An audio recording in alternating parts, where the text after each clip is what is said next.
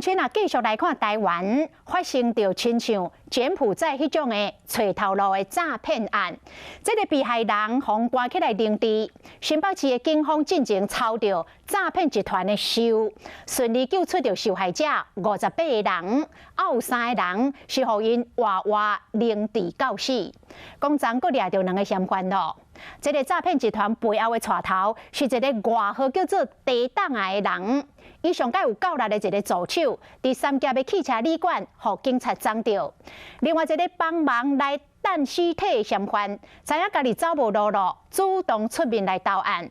目前警方总共掠到23个嫌犯。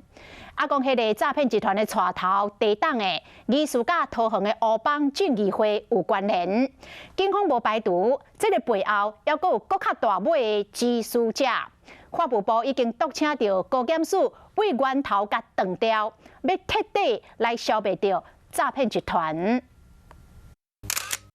一个汽车旅馆内双手铐条咧，穿安非他命，要10万块现金放伫桌顶。台版的柬埔寨诈骗案，阁有一个嫌犯被掠到案。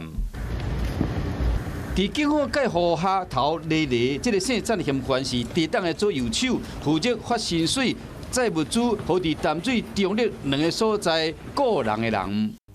另外一个写出来共犯，知影难逃法网，昨下晡走去派出所投案。目前包括主嫌地档的姓张的嫌犯，以及淡水、中立这个所在的人，还有5个等调尸体共犯，总共有23人被掠，14人受押禁见。经过调查，中立这个所在带头是一个姓张的查甫人，指挥5个细汉的将这尸体处理掉，姓谢嫌犯搬落楼骹，姓柯的查甫人驶车，甲另外2人负责再去等掉，写出来是伫半路甲因会合，做去伫山顶处理。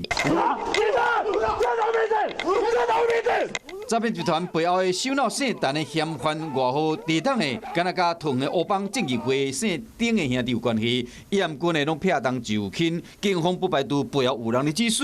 目前这个案件已经有3个人死亡。